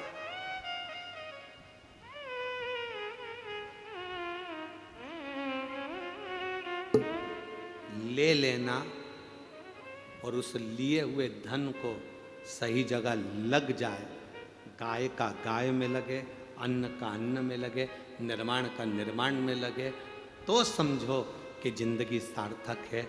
मालूम पड़े ले लो और बाद में फिर भोगना पड़े तो जिंदगी नरक जैसी निकलती हो, जिंदगी सार्थक नहीं होती। बहुत सोचना पड़ता है, समझना पड़ता है, कोई सहजता नहीं है हमारा। सुरभि गाय कामधेनु भ्रमण करने निकली, अपनी बहनों के साथ जा रही थी। कश्यप ऋषि स्नान कर कर संध्या करने के लिए बैठे थे और सुरभि कामधेनु निकल कर जा रही थी। आज गाय के रूप में सुरभि कामधेनु जा रही थी और इतना उसने क्या देखा सुरभि कामधेनु ने कि कश्यप ऋषि बैठकर संध्या कर रहे हैं, आराधना कर रहे हैं, प्रभु की भक्ति कर रहे हैं, आराधना कर रहे हैं। अब भक्ति का फल खाली जाता है क्या? आप लोग यहां बैठकर श्री शिवाय नमस्तुभ्यं बोलते हो, इतने लाखों लोग एक साथ भगवान शंकर का नाम लेते हो तो वो खाली जाता है क्या? नहीं। 3 महीने के अंदर मेरा बाबा तुम्हारी झोली भरता जरूर है, ये निश्चित है। देगा। ये पत्र आया है, देखिए।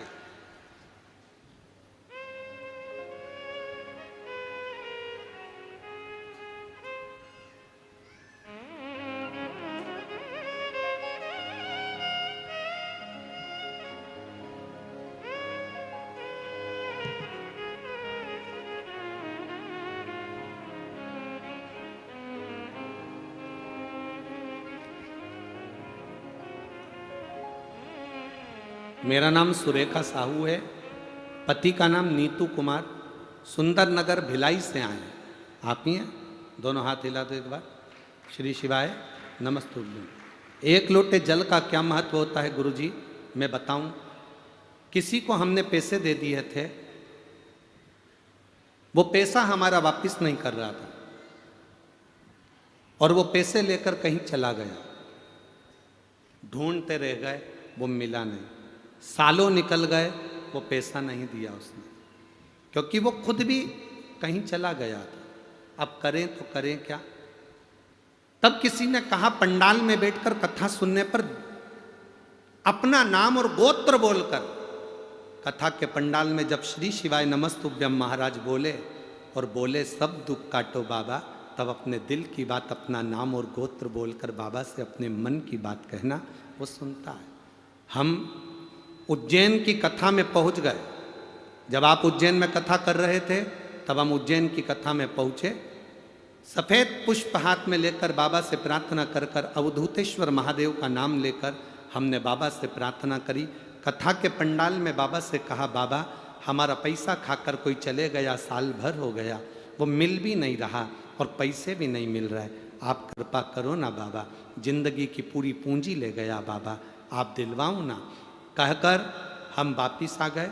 15 दिन निकले थे गुरुदेव और मोबाइल पर एक मैसेज आया कि आपका पैसा मुझे देना है, और दूसरे दिन उसने मोबाइल से पैसा ट्रांसफ़र कर दिया और हमारे पास आ गया।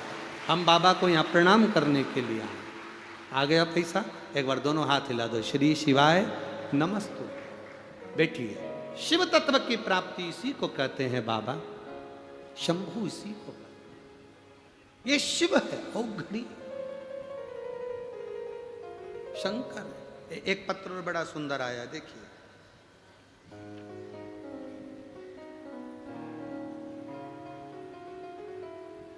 गुरुदेव में योगेंद्र कुमार, रिसाली सेक्टर भिलाई, जिला दुर्ग, छत्तीसगढ़ का निवासी हूँ। कहीं बैठे हो तो हाथ हिला सकते हैं। योगेंद्र कुमार, रिसाली सेक्टर भिलाई, जिला दुर्ग, छत्तीसगढ़ का निवासी। गुरुदेव, मैं आर्मी में था, 17 साल भारतीय थल सेना की नौकरी कर कर सेवानिवृत्त हुआ। सेवा छूटने के बाद 17 साल बाद जब मैं घर आ गया, 1 साल पूरा निकल गया, अप्लाई करता रहा कि कहीं सरकारी नौकरी मिल जाए। 2 साल निकल गया, कहीं सरकारी नौकरी निकल जाए, मिल जाए। 3 साल निकल गया, सरकारी नौकरी नहीं मिली। 4 साल निकल गए, सरकारी नौकरी नहीं मिली। तब किसी ने कहा, गुरुदेव, एक तो हम मिलिट्री में नौकरी कर रहे हैं तो विश्वास जल्दी उत्पन्न नहीं होता, पर किसी ने कहा टीवी पर कथा आती है, आप आसन लगाकर कथा को सुनो और टीवी के सामने ही बाबा से विनती करना। जब बीच में श्री शिवाय नमस्तुभ्यम बोला जाए तब दिल की बात कहना। 4था साल था बाबा, नौकरी नहीं मिल रही थी। तब टीवी पर कथा सुनी, बाबा से प्रार्थना करी और बाबा से निवेदन करा, बाबा अगर कहीं कथा होगी तो मैं पंडाल में बैठकर सुनूंगा। टीवी पर कथा सुनी, इतने में भिलाई की कथा होने वाली थी। भिलाई के कथा के पंडाल में जाकर बाबा से विनती करी और बाबा ने 1.5 महीने के अंदर बाबा की कृपा से मेरी नौकरी बैंक के अंदर लगवा दी। मैं स्टेट बैंक में, भारतीय स्टेट बैंक में मेरी सर्विस लग गई। मैं बाबा को यहाँ नमन करने के लिए आया। कहीं बैठे हों तो हाथ हिला सकते हैं, जहाँ भी बैठे हों। श्री शिवाय नमस्तु। शिव तत्व की प्राप्ति इसी को हम दिल से उसको पुकारे तो हम मन से कहें।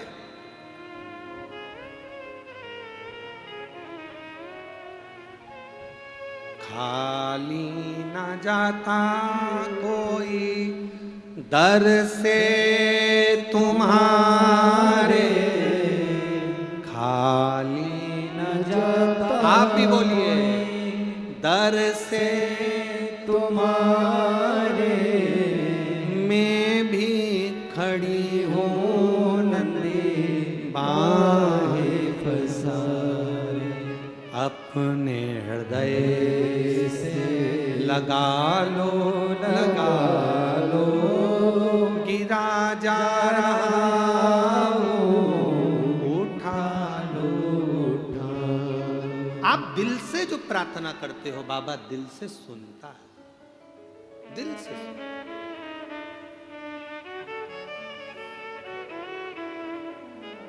एक शरीर में हमारे किसी किसी के शरीर में गठिया रोग हो जाता है, शरीर अकड़ने लगता है, किसी के बच्चेदानी में गठान पड़ जाती है, किसी के फेफड़ों में गठान आ जाती है। कभी मौका मिले तो 26 अक्टूबर से जो अहमदाबाद गुजरात में जो कथा होगी 2 बजे से 5 बजे तक टीवी पर आएगी, उसको सुनना।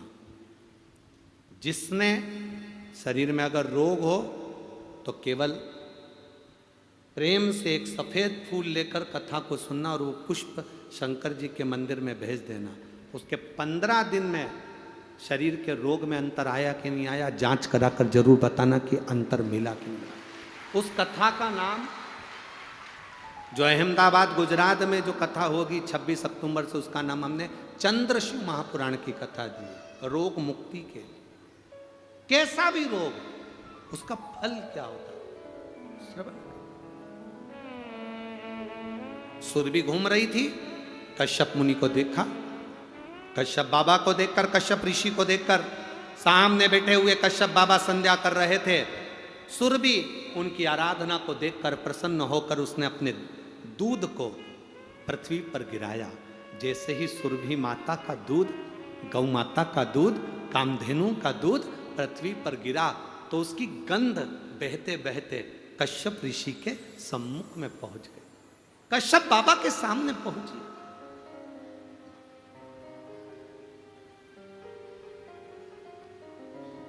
कोई कोई गाय ऐसी होती है, एक व्हाट्सएप पे हमने गुजरात की एक गाय को देखा था, शंकर जी के मंदिर में जाती है, शंकर जी के मंदिर का प्रसाद खाती है। पशुपति व्रत हो रहे हैं ना आजकल, तो पशुपति व्रत में बहुत सारा प्रसाद चढ़ जाता है, तो पंडित जी उसको पशुपति व्रत का प्रसाद लाकर खिलाते हैं और उसके थन के नीचे बर्तन लगा देते हैं। गाय के थन को हाथ भी नहीं लगाते और गाय दूध देना प्रारंभ कर देती है।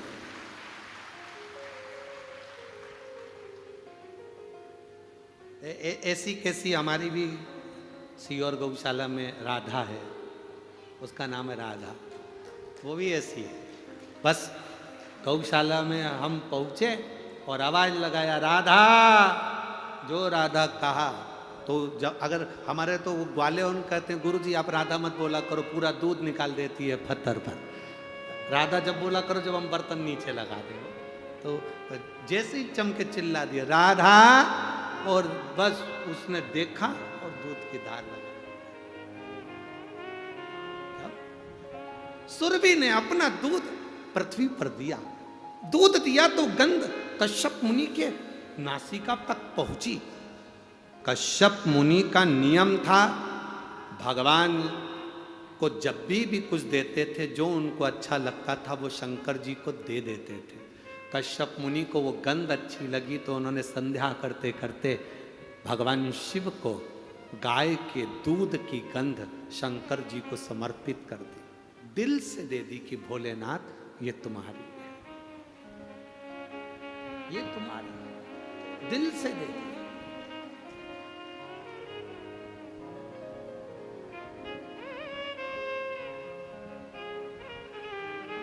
कश्यप मुनि के शंकर भगवान को गंध देते ही शिव जी को जैसे ही सुरभि गाय के कामधेनु के गाय के दूध की गंध जैसे ही महादेव को कश्यप मुनि ने दी, शंकर भगवान प्रकट हो गए, सामने प्रकट। शिव महापुराण की कथा कहती है, लोग कहते हैं शंकर जी को दूध चढ़ाने से क्या होता है। शिव महापुराण की कथा कहती है शंकर को अगर गौ माता का एक बूंद दूध भी चढ़ जाए तो शंकर प्रकट हो जाते हैं और प्रसन्न होकर भर देते। कश्यप मुनि ने दूध नहीं दिया है, कश्यप मुनि ने कामधेनु गाय का, सुरभि गाय का दूध नहीं दिया। कश्यप मुनि ने तो केवल गंध आई थी, उस गंध को शंकर जी को दे दी थी।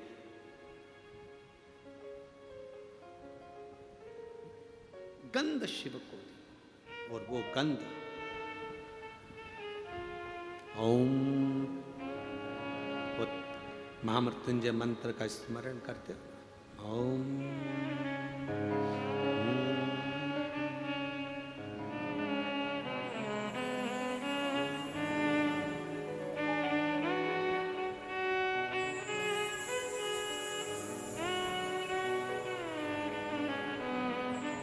ये वैदिक मंत्र है, इसलिए हम इसको अपनी व्यासपीठ से नहीं बोलते, हमेशा धुन के द्वारा मन में गुनगुना लेते हैं। आज के ज़माने में लोग माइक पे चला देते हैं और चल रहा है, कोई वॉशरूम में है, कोई गलत जगह पर है और उसका भोग उसको भोगना पड़ता है। ऐसे ये बोले और आप मन में ध्यान लगाकर इस मंत्र के साथ चलिए। एक बार वापिस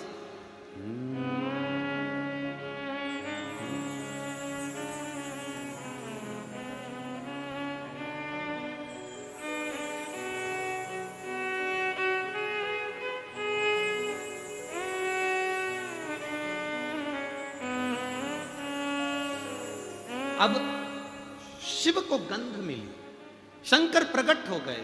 कश्यप बाबा मांगो तुम्हें क्या चाहिए।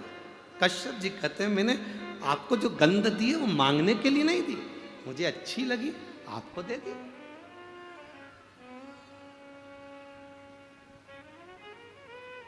मुझे अच्छा लगा मैंने आपको दी। बाबा प्रसन्न हो गए। शंकर जी ने कहा कश्यप बाबा मेरा मन करता है ये सुरभि आपको मिल जाए। कश्यप ऋषि ने कहा कि ये सुरभि मुझे मिल जाए, अगर मैं सुरभि से विवाह करूं, शर्त एक है, आपको सुरभि के कामधेनु के गर्भ से जन्म लेना पड़ेगा, तो मैं सुरभि से शादी कर सकता। शंकर भगवान प्रसन्न होकर कहते हैं, सुनो कश्यप ऋषि, तुम मेरे कहने पर अगर सुरभि से कामधेनु से विवाह कर रहे हो तो ये शिव सुरभि के गर्भ से 11 रुद्र अवतार के रूप में प्रकट होगा। ये शंकर 11 रुद्र अवतार के रूप में कामधेनु गौ माता के उदर से प्रकट होंगे। शंकर के 11 रुद्र अवतार हुए थे, कपाली, पिंगल, भीम, विरूपाक्ष, अस्पात, अहिवर्धन्य, शंभु, चंड, भव, शास्त्र, विलोहित, ये 11 रूप में 11 रुद्र के रूप में सुरभि गाय के गर्भ से मैं प्रकट होऊंगा, परंतु पहले आपको सुरभि से विवाह करना पड़ेगा। भगवान कश्यप ऋषि कहते हैं, अगर आप कहते हो भोलेनाथ तो मैं विवाह करने को तैयार हूं, कम से कम मेरे घर में सुरभि के गर्भ से 11 रुद्र अवतार प्रकट तो होंगे, इससे बढ़कर सुकून और क्या है। खबर पहुंचाई भगवान देवादिदेव महादेव ने दक्ष प्रजापति के पास में। दक्ष प्रजापति अपनी धर्म पत्नी वीरणी से कहो विवाह की तैयारी करे। सुरभि का विवाह, कामधेनु का विवाह कश्यप ऋषि से होने की तैयारी होने लगी। चारों तरफ आनंद होने लगा, पूरी पृथ्वी सजने लगी, पूरी पृथ्वी पर श्रृंगार होने लगा और गौ माता को हल्दी लगने लगी। आज गौ माता को हल्दी लग रही।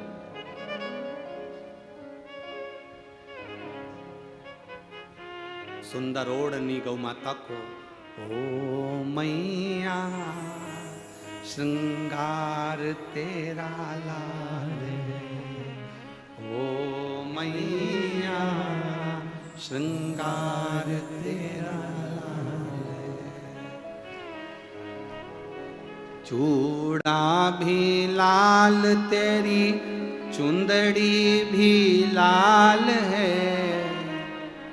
मेरी माताएं सब बोलो, चूड़ा भी लाल तेरी चुंदड़ी भी लाल है, ओ मैया श्रृंगार तेरा लाल है, ओ मैया श्रृंगार तेरा लाल है, ओ मैया श्रृंगार तेरा लाल है, ओ मैया श्रृंगार तेरा लाल है। सिंदूरा भी लाल तेरी बिंदिया भी लाल है, सिंदूरा भी लाल तेरी बिंदिया भी लाल है, ओ मैया श्रृंगार तेरा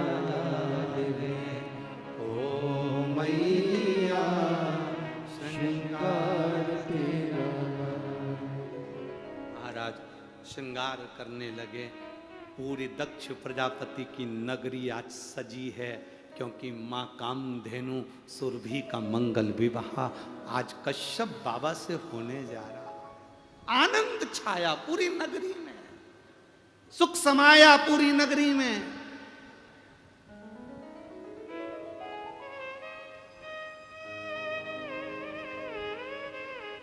सुरभि अपने पिता दक्ष प्रजापति से गले लगकर कहती है, बाबुल क्या मैं आपको भारी लग रही हूं जो मेरा विवाह कर रहे हो?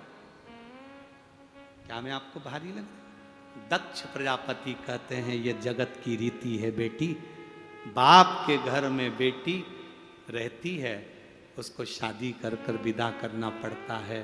कुंवारी रहती है तो बाप के ऊपर ना जाने कौन सा भाव प्रकट हो जाता है, इसलिए मैं विदा कर। सुरभि कहे, अरे कैसो अमीर साहूकारो मारा बाबुल, बेटी धरी ना जाए। कैसो अमीर साहूकारो मारा बाबुल, बेटी धरी ना जाए। शीश का बेंदा बाबुल हमको दीजे, अरे चूड़ा रतन जड़ायो रे म्हारा बाबुल, बेटी धरी ना जाए। कैसो अमीर साहूकार म्हारा बाबुल, बेटी धरी ना जाए।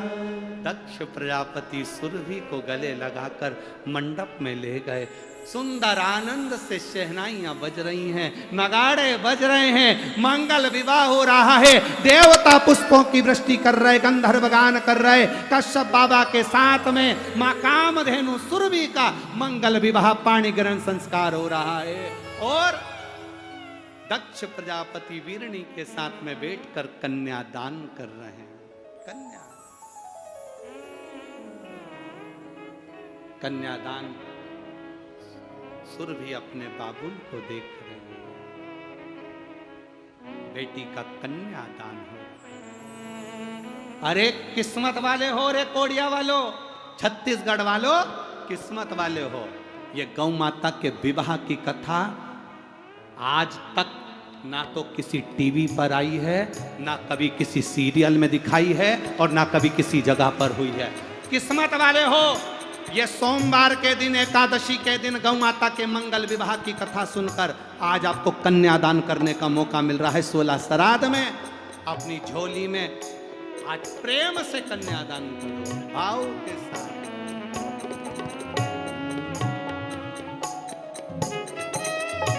बड़े भाव से, आनंद, चारों तरफ सुख समाहित हो रहा है। जितने लोग ऑनलाइन गौ माता के मंगल विवाह का कन्यादान कर रहे हैं, दिल से करो। 16 श्राद्ध, एकादशी, सोमवार, शिव महापुराण की कथा। ऑनलाइन जितने लोग दान दे रहे हैं, दिल से दो, आनंद से। जोग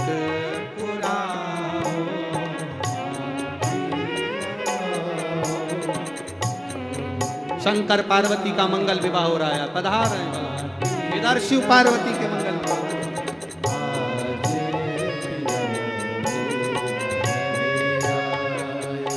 पार्वती जी शिव जी के गले में जयमाला पहना रही हैं, जोरदार ताली। भगवान शंकर पार्वती जी के गले में जयमाला पहना रहे हैं, भाव से जोरदार ताली बजाओ। हर हर। भगवान शिव की अविरल कथा का आनंद लेते हुए सुंदर बाबा की कन्या विदा हुए महाराज। हर कैसो अमीर साहूकारो म्हारा बाबुल, बेटी धरी ना जाए। कैसो अमीर साहूकारो म्हारा बाबुल, बेटी धरी ना जाए। मांग काटी का बाबुल हमको दीजे,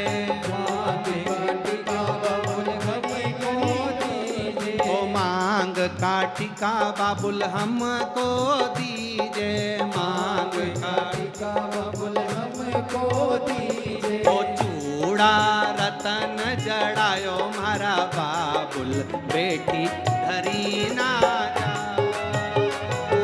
चूड़ा रतन जड़ायो म्हारा बाबुल, बेटी धरी ना जाए।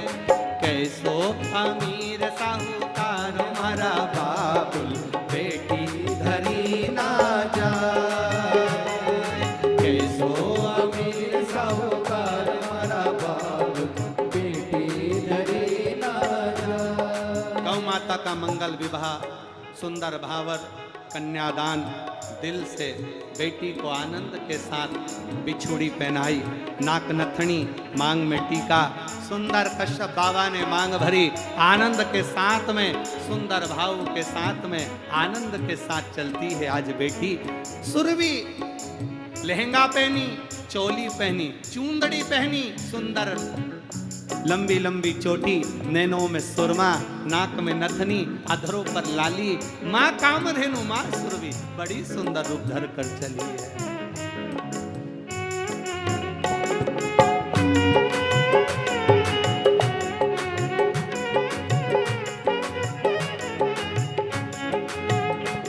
बड़े भाव से दोनों हाथ